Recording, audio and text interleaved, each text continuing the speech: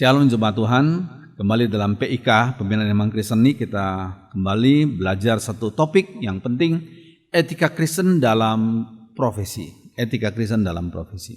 Mari kita berdoa. Mohon Roh Kudus urapi hambamu, sensor tuturkan sikap hambamu, dan berikan hikmat kepada hambamu untuk menjadi berkat bagi setiap orang yang menonton dan mendengarkan PIK ini. Tuhan pimpinlah dalam nama Tuhan Yesus. Amin. Mari kita membaca dalam Kejadian 1 ayat 28 dan 2 ayat 15. Ya. Allah memberkati mereka, lalu Allah berfirman kepada mereka, beranak cuculah dan bertambah banyak, penuhilah bumi dan taklukkanlah itu, dan berkuasalah atas ikan-ikan di laut dan burung-burung di udara dan atas segala binatang yang merayap di bumi. Taklukkanlah itu dan berkuasalah atas makhluk-makhluk ciptaan Tuhan yang lain, yaitu ikan, burung, dan segala binatang yang merayap. Sekalian, kemudian yang kedua, dalam Kejadian 2:15 dikatakan, Tuhan Allah mengambil manusia itu dan menempatkannya dalam Taman Eden untuk mengusahakan dan memelihara taman itu. Untuk mengusahakan dan memelihara taman itu. Sekalian, selanjutnya. Ya. Ada yang membedakan antara profesi yang disebut rohani dan yang sekuler. Yang rohani dan yang sekuler. Bidang rohani misalnya kaum imam, pendeta, dan penginjil dianggap lebih mulia, lebih jujur, bisa dipercayai dari sebagian besar umat Tuhan yang melakukan pekerjaan yang disebut sekuler oleh mereka. Pendidikan pun sama. Ini pendidikan rohani, teologi itu rohani.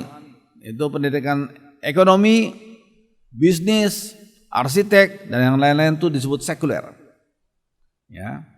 Kemudian, ya mengapa demikian? Karena bagi sebagian orang yang bekerja di bidang rohani itu dianggap selalu berada di hadapan Allah. Sehingga mereka lebih jujur dianggapnya begitu. Lebih suci. Karena bekerja di hadapan Allah. Sedangkan yang bergerak di hadapan sekuler dianggap kurang mulia karena senantiasa bersinggungan dengan dosa. Sehingga sebagian orang membagi dalam dua bagian. Profesi yang rohani dan profesi yang sekuler. Apakah pendapat itu betul? Nah, ini satu evaluasi ya bagi sebagian orang yang punya pandangan seperti itu. Terus kalian dalam KBBI, Kamus Besar Bahasa Indonesia, kata profesi di bidang pekerjaan adalah bidang pekerjaan yang dilandasi pendidikan keahlian.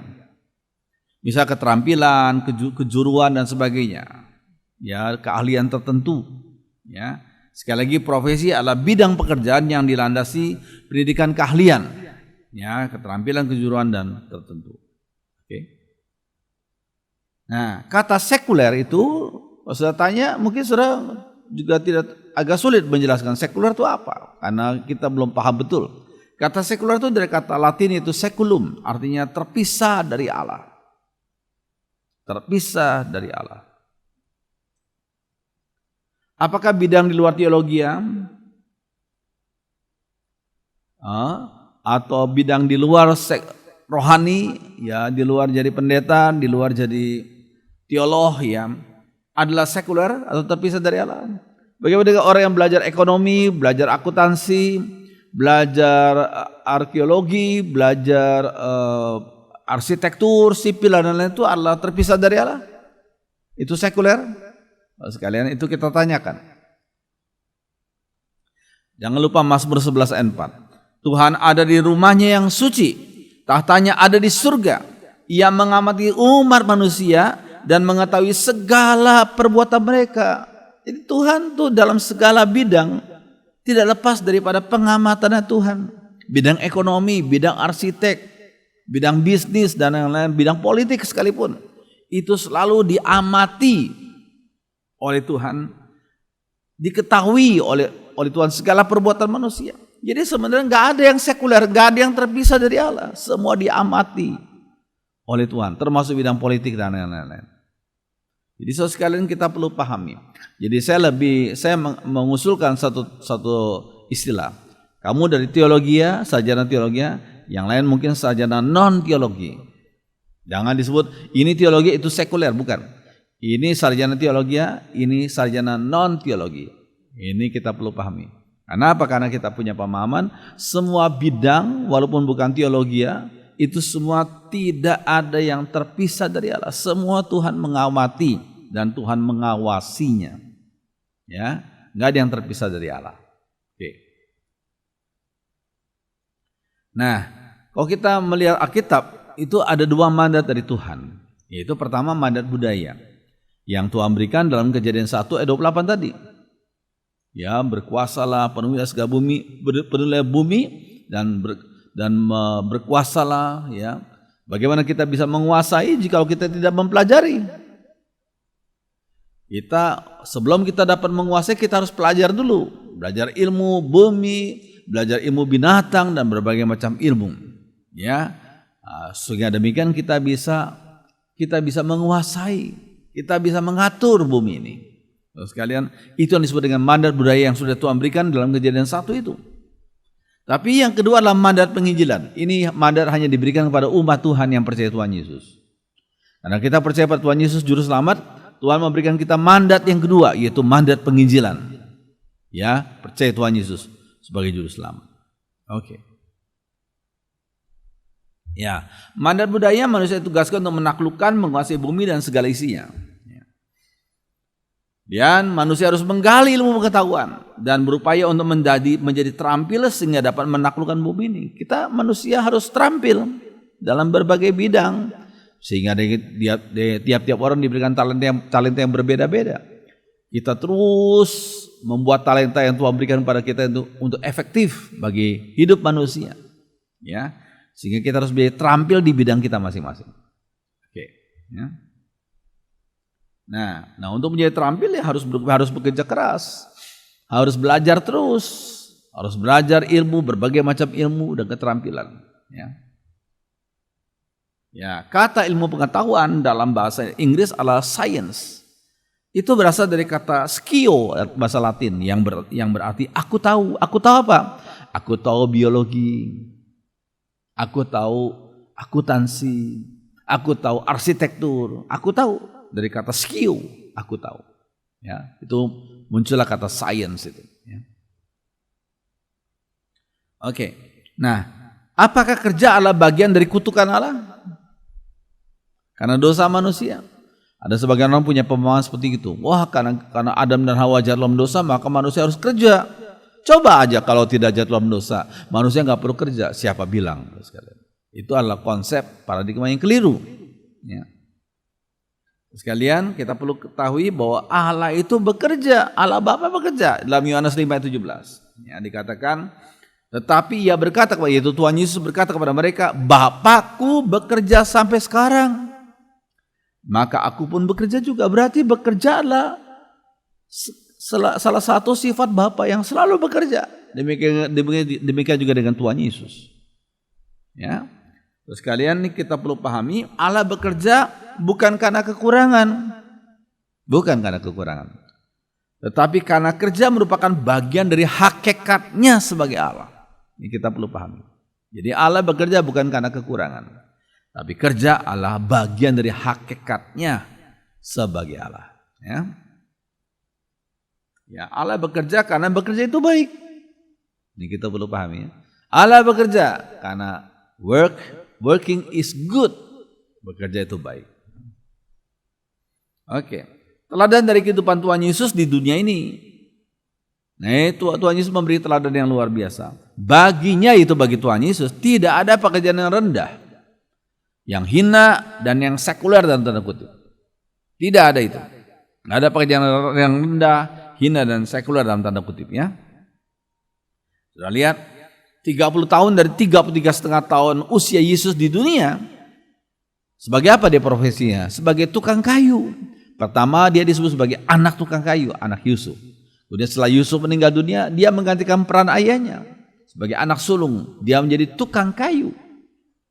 Nah, sekalian, jadi Tuhan Yesus, kalau kita berjabatan tangan dengan Tuhan Yesus waktu itu, kita akan merasakan bahwa telapak tangannya pasti kasar. karena memegang kayu, biasa memegang paku, memegang barang-barang yang kasar itu. Ya, jadi sekali ini suatu hal yang penting. Sekali lagi, di hadapan Tuhan tidak ada pekerjaan yang rendah atau yang hina dan sekuler itu. Ya, kemudian ia juga mengangkat beberapa pekerjaan yang semula dianggap hina dan menjadi sesuatu yang mulia. Semula dianggap hina, kemudian diangkat oleh dia jadi mulia. Ya, ambil contoh misalnya apa? Misalnya dalam Matius 20:28, anak manusia datang bukan untuk dilayani, tapi untuk melayani. Kata melayani itu dari kata diakonia. Jadi sekali itu adalah pekerjaan seorang hamba yang melayani meja. Ya. Sekalian kemudian dalam Yohanes 10 dikatakan, aku ini gembala yang baik. Tuhan Yesus itu tidak malu menyebut diri sebagai gembala. Padahal waktu itu profesi gembala adalah profesi yang rendah, hina, dihina orang. Satu kelompok dalam masyarakat yang kesaksian mereka tidak didengarkan di pengadilan adalah gembala. Karena gembala disebut sebagai uneducated, nggak terpelajar. Sehingga ngomongnya bisa macam-macam, ngelantur. Sehingga mereka tidak perlu dipanggil sebagai saksi. Nah, Tuhan Yesus waktu beliau hidup di dunia ini, beliau menyebut diri sebagai aku adalah gembala yang baik. Ya, ini luar biasa. Ya, dalam tugasnya sebagai seorang rasul, di tempat-tempat tertentu Paulus melakukan pekerjaan sebagai pembuat kemah. Kisah Rasul 18 ayat 3, ya, pembuat kemah. Ya. Kepada para penatua di gereja Efesus, Paulus berkata, kamu sendiri tahu bahwa dengan tanganku sendiri aku telah bekerja untuk memenuhi keperluanku dan keperluan kawan-kawan seperjalananku. Dengan tanganku sendiri. Jadi itu Paulus tuh bekerja keras. Ya, dengan tegas Paulus berkata, tekun bekerja keras adalah bukti pertobatan. Sudah lihat belum Efesus 4:28, 1 Tesalonika 4 ayat 11. Jadi bekerja keras ada bukti pertobatan. Jadi nggak malas. Ya. Ini kita perlu pahami. Oke. Nah, manusia sebagai peta dan gambar Allah harus bekerja untuk melaksanakan perintahnya. Ya. Peta dan gambar Allah. Oke. Nah, kerja adalah bagian dari sifat dasar manusia. Bagian dari sifat dasar manusia. Bagi manusia, kerja bukanlah sekedar untuk bisa makan. Ya, sekali lagi, bagi manusia kerja bukanlah sekedar untuk bisa makan. Sudah lihat gambar ini, gambar seekor binatang. Ya, mereka kerja tapi untuk makan. Kalau nggak kerja ya nggak bisa makan. Ya. Manusia tidak demikian. Kerja bukanlah sekedar untuk bisa makan. Perintah untuk bekerja sudah diberikan Allah sebelum Adam dan Hawa jatuh ke dalam dosa. Untuk mengusahakan taman itu. Berarti mereka harus bekerja. Mereka harus bekerja. Ya. Namun setelah jatuh dalam dosa, manusia harus bersusah payah untuk mencari rezekinya. Itulah akibat dosa. Bersusah payah untuk mencari rezeki. Ya. Oke. Selanjutnya saudara sekalian. Nah, Adam dan Hawa yang telah jatuh dalam dosa telah diusir dari Taman Eden untuk mengusahakan tanah. Kata mengusahakan tanah, Kejadian 3:23 itu ya dikatakan lalu Tuhan Allah mengusir dia dari Taman Eden supaya ia mengusahakan tanah dari mana ia diambil. Mengusahakan tanah. Ya, sekalian. Nah, dalam bahasa Ibrani kata mengusahakan di sini adalah abudah. Abudah. Suatu kata yang sama dengan kata dalam bahasa Arab yang kita kenal yakni ibadah. Itu akar kata yang sama, abudah dan ibadah. Berarti apa? Berarti bekerja abudah itu ya sama bagian daripada ibadah kita. Ya, ibadah kita kepada bagian ya. Bekerja adalah bagian daripada ibadah kita. Abudah adalah bagian dari ibadah ya. Oke, jadi bekerja adalah ibadah untuk kemuliaan nama Tuhan. Ya. Oke. Nah, ada seorang tokoh yang bernama Max Weber. Max Weber menulis buku yang terkenal, yaitu Etika Protestan dan Roh Kapitalisme. Wah, judulnya menarik ya. Etika Protestan dan Roh Kapitalisme. Pertanyaan yang menarik adalah mengapakah peradaban di dunia timur yang pernah sangat tinggi lalu seolah-olah mandek dan tidak berkembang lagi? Kenapa ya? Dulunya ya pada sebelum Masehi peradaban timur pernah sangat tinggi, tapi seolah-olah mandek lalu nggak berkembang lagi ya. Terus kalian, nah sebaliknya peradaban di dunia barat yang semula sangat terkebelakang, namun pada satu titik tertentu dalam sejarah tiba-tiba berkembang begitu hebat dan pesat sehingga dapat menguasai seluruh dunia. Ya, pada satu titik tertentu tiba-tiba berkembang begitu hebat dan pesat sehingga bukan hanya menguasai dunia barat tapi seluruh dunia. Nah, saudara sekalian, ya ini ambil contoh. Ini kan The Great Walls in China. Itu sudah dibangun luar biasa. Jadi sejak zaman dulu bagian dunia timur ala China tuh hebat sekali peradabannya, ya. Kemudian ini piramida di Egypt, di Mesir, ya. Ini enggak peradaban yang luar biasa, bagus sekali, hebat sekali, ya. Tapi kenapa akhirnya peradaban timur itu seolah-olah bisa disalib oleh peradaban barat? Kenapa, saudara sekalian? Nah, saudara sekalian,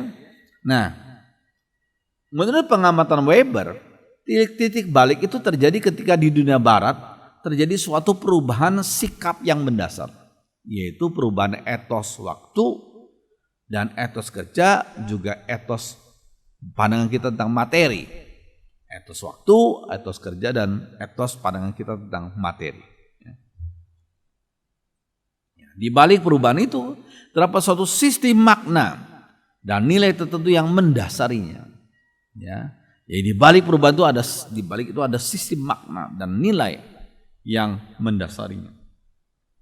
Ya, dan semuanya itu berakar pada sistem agamania. Ya. Jadi agama itu sangat penting. Kenapa bisa maju? Kenapa kita bisa ke belakang? Mungkin pandangan konsep-konsep agamanya itu yang mempengaruhi akan budaya, yang mempengaruhi akan etika, moralitas pemeluknya. Ya. Oke. Sekarang pertanyaannya, agama macam apakah yang mempengaruhi budaya barat menjadi maju? Sekalian, agama macam apa? Nah, secara historis empiris, kekristenan telah berakar di barat jauh sebelum terjadi perubahan sikap fundamental itu. Sejak abad pertama ya, Masehi. Ya. Namun sikap yang menghargai waktu, kerja, dan materi baru muncul pada suatu waktu tertentu.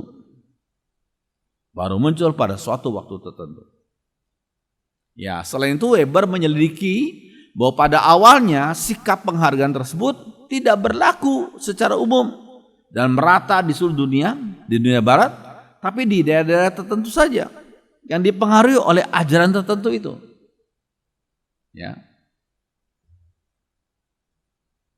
Itu berarti dalam sejarah kekristenan telah terjadi suatu perubahan mendasar yang berakibat pada perubahan etos tersebut.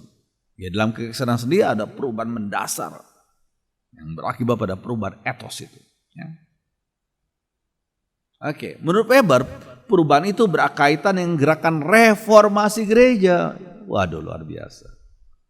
Reformasi gereja pada awal abad 16 yang ia sebut sebagai Protestantisme. Sekali lagi, Weber bukanlah seorang teolog, tapi dia mempelajari sejarah dan dia mendapatkan satu hal yang luar biasa, ya, rahasia yang luar biasa. Oke. Nah, etika Protestantisme telah berhasil melahirkan suatu etos hidup yang asketis. Nah ini, etos hidup yang asketis bagi para pengikutnya. Etos hidup yang asketis, maksudnya apa itu? Sekalian, nah ini ada salah satu contoh orang Protestan yang bernama James Watts. James Watts ini orang sangat bersumbangsi ini. Ya, dari Inggris ya, karena dia yang menemukan mesin uap dalam abad 18, ya, mesin uap. Sebelumnya orang kalau mau bangun pabrik pemintalan tuh carinya di pinggir sungai, karena mau cari arus sungai yang bisa menggerakkan mesin Tapi dengan ditemukannya mesin uap, nggak perlu lagi mendirikan pabrik di tepi sungai, di mana saja, karena mesin uapnya ada kok. Nah ini makanya itu sumbangsi James Watt itu luar biasa, ya. Nah, kemudian, kalau kita lihat nih dari mesin uap itu muncul the first lokomotif pertama untuk membawa barang-barang itu. Ya, ini lokomotif pertama, yaitu dari kekuatan energi yang dari mesin uap itu, ya, yang ditemukan oleh James Watt. Ya. Oke. Nah, bagi Weber ada dua macam asketisme katanya. Ya. Asketisme ada dua macam. Yang pertama asketisme yang hanya terarah ke dunia luar dalam tanda kutip, ke dunia luar, yaitu surga. Yang sayangnya tidak membangun sikap positif pada waktu kerja dan materi. Ya, sekali lagi ini kata Weber, asketisme yang hanya terarah ke dunia luar yaitu surga. Jadi orang hanya kalau beragama berarti apa? Oh, arahnya kepada surga terus gitu. Ya, itu maksudnya. Sekalian, ya misal contoh dalam biara ya. Nah, misal kehidupan di biara lebih memuliakan gaya hidup miskin.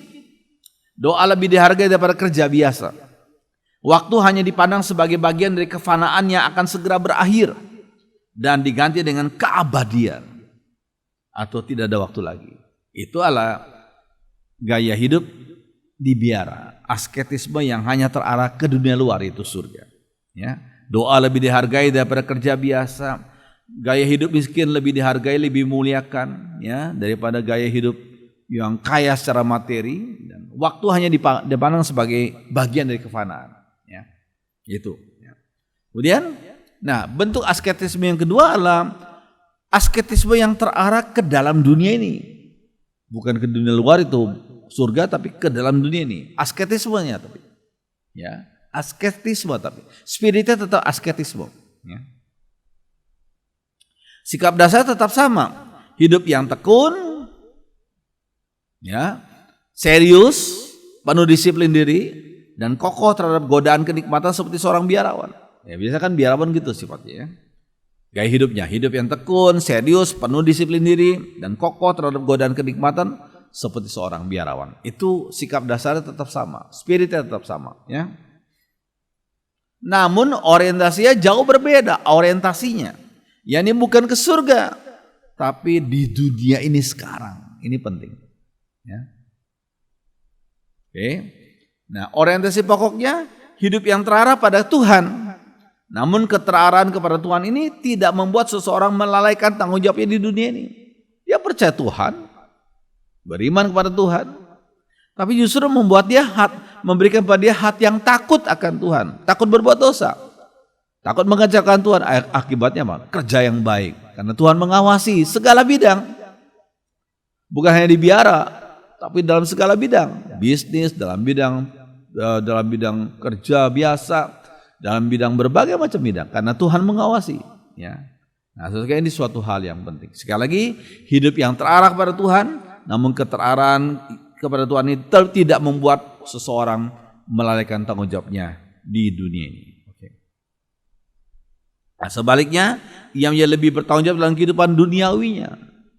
Ya, dia lebih bertanggung jawab. Karena apa? Karena dia takut akan Tuhan, takut mengecewakan Tuhan, takut melanggar perintah Tuhan. Ya. Oke.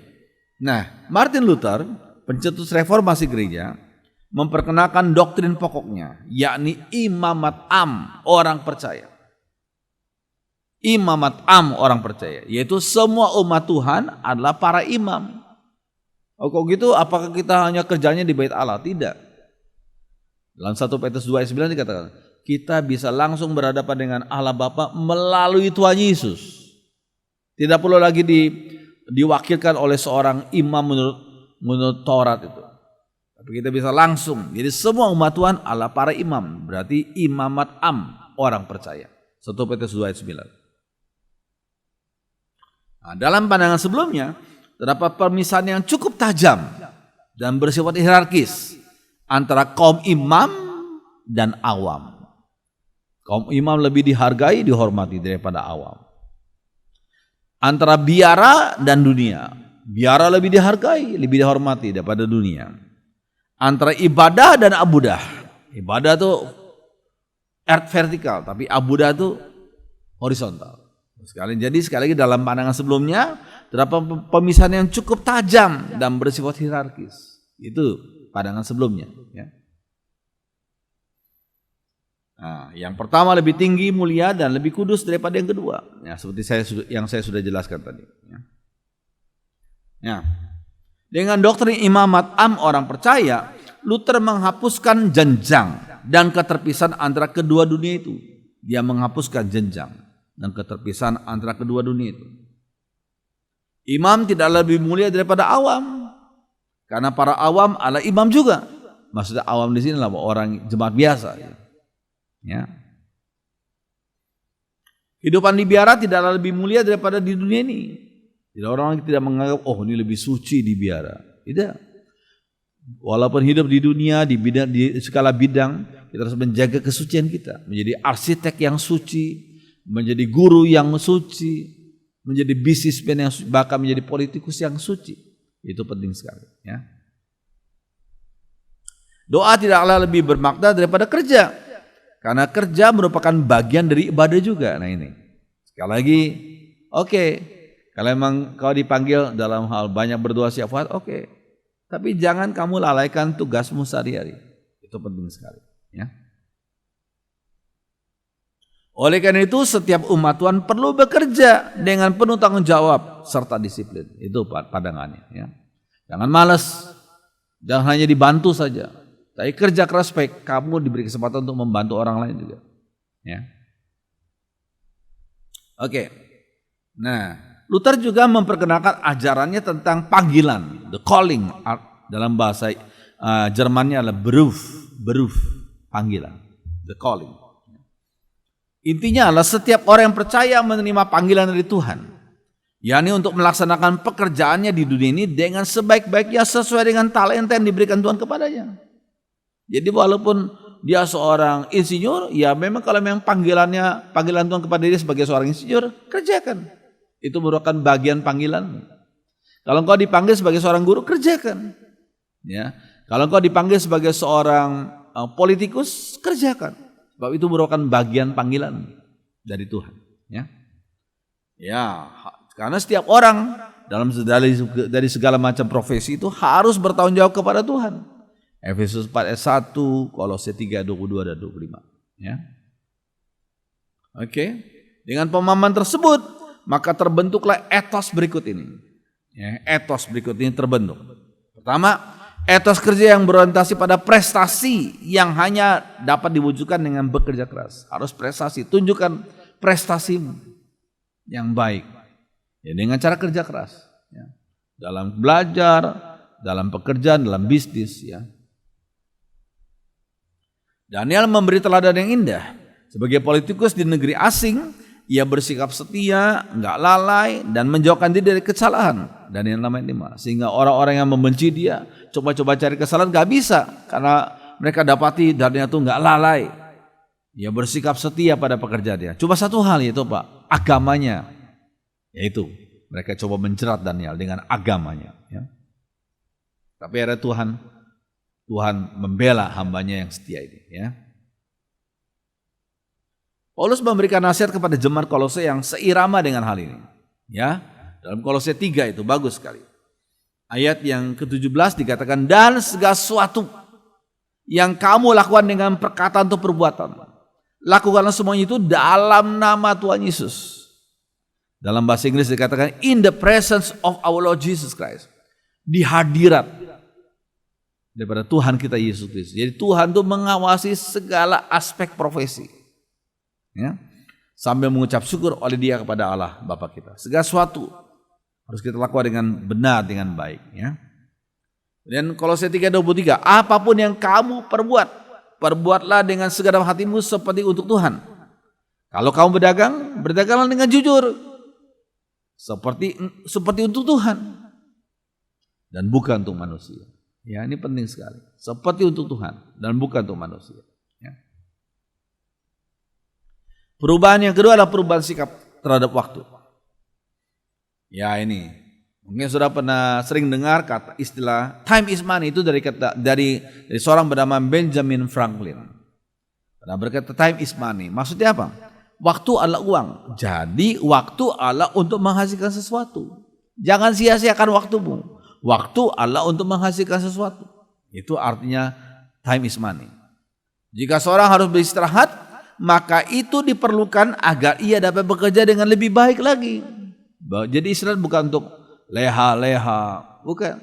Tapi supaya bisa memulihkan stamina lagi yang baru, ya, agar dapat bekerja dengan lebih baik lagi. Ya, ini penting sekali. Ya, memboroskan waktu adalah dosa. Ya, ini penting. Sekali lagi ini etos kerja, etos dalam hal waktu. Ya. Terus kemudian yang ketiga, memboroskan materi juga dosa. Ya, jangan boros-boros. Ya. Memperoleh laba yang besar tentunya dengan cara-cara yang benar boleh dilakukan. Jadi umat Tuhan boleh memperoleh laba yang besar tentunya dengan cara-cara yang benar. Boleh dilakukan. Ya. Namun materi tidaklah untuk dinikmati secara konsumtif belaka. Bukan egosentris. Pokoknya aku dapat puas, dapat menikmati materi ini. Sekali lagi, materi tidaklah untuk dinikmati secara konsumtif belaka.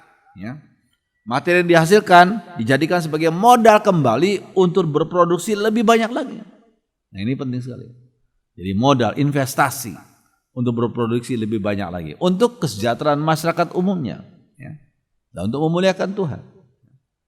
Nah, yang keempat lah, ini adalah prinsip bahwa dunia ini adalah biara bagi umat Tuhan. Kalau ditanya orang Kristen punya biara, oh punya. Dunia ini profesinya, kehidupannya, warganya, rumah tangganya. Ya, saudara sekalian, inilah prinsip bahwa dunia ini biara bagi umat Tuhan. Umatnya masih hidup di dunia ini namun bergaya biarawan. Karena umatnya percaya dan meyakini apapun bidang profesinya, Tuhan Yesus selalu memperhatikan, mengamati apa yang kita lakukan dan katakan. Apakah berkenan di hadapan Tuhan atau tidak. Bukan hanya Tuhan mengamati kita pada waktu kita di gereja saja, bukan. Tapi di dunia kita, dunia profesi kita, dunia pendidikan kita, dalam keluarga kita, dalam dunia pergaulan kita. Tuhan mengawasi dan kita anggap dunia ini sebagai biara. Biara, tempat seorang melayani Tuhan. Itu dunia ini. Ya. Sekarang ini suatu hal yang penting. Ya, amin. Biarlah keterangan saya yang terbatas ini bisa berguna bagi saudara yang mendengarkannya dan saudara menerapkan dalam hidup saudara bekerja sehari-hari. Mari kita berdoa. Ya Roh Kudus, terima kasih untuk kesempatan kami boleh belajar firman Tuhan berkaitan dengan etika profesi. Roh Kudus menyempurnakan apa yang sudah hamba-Mu sampaikan walaupun penuh dengan keterbatasan. Tuhan bimbing kami agar punya etika profesi yang benar sesuai dengan kehendak Tuhan. Terima kasih. Dalam nama Tuhan Yesus. Semua orang beriman mengatakan amin.